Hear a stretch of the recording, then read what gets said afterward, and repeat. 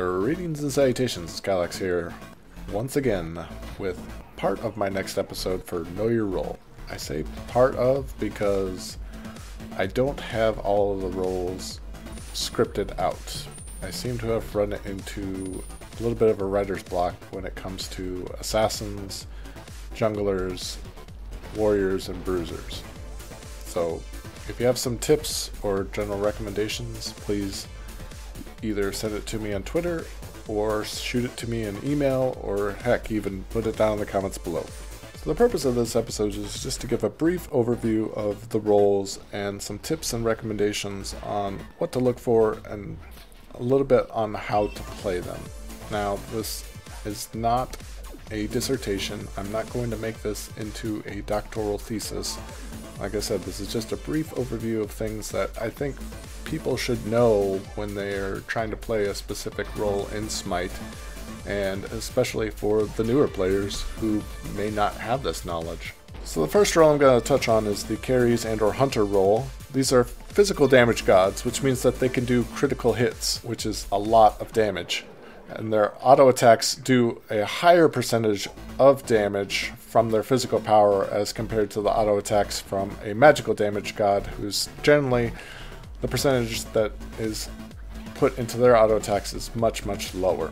So as a carry and or hunter, what do you need to be successful? Well, it's pretty easy. You need gold. And so in order to get gold, you need farm, and you need to make sure that you're getting last hits on minions. You need this farm, you need this gold in order to get items, in order to increase the damage to your auto attacks. If you don't believe me, go play a few games of grab bag when it's the match of the day, and see who has the advantage early game when you have that much gold and everybody starts out at level 1 abilities. You will quickly realize that carries and or hunters have the distinct advantage over a mage in this match of the day. And that's because they have the items in order to give them the sustained DPS that they need to be successful in team fights and just in fights in general.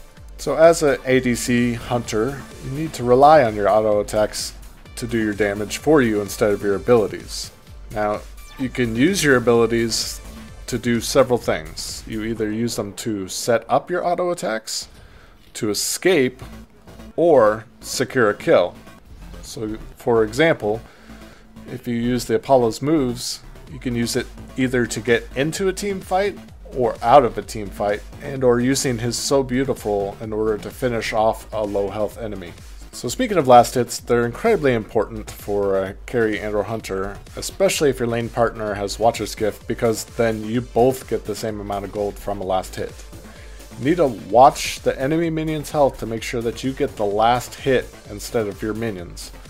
If you want to see some of this in action, check out Drybear's League games as Artemis, because he's a master of last hits. Sits there, watches their health bar go down until it's right before they die, and then just one auto attack, gets the last hit, and gets the extra gold from it.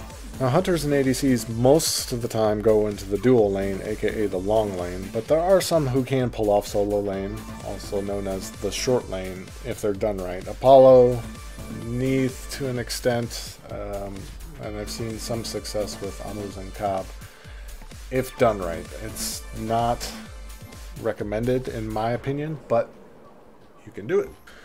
And there you go. This has just been a real basic overview of the carries and or hunters. If you want me to go more into detail, please comment below.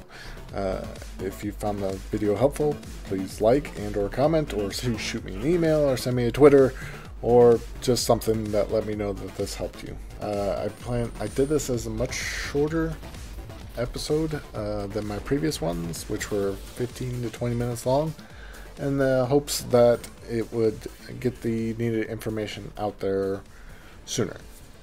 So, I hope you enjoyed it, and I hope to see you in game.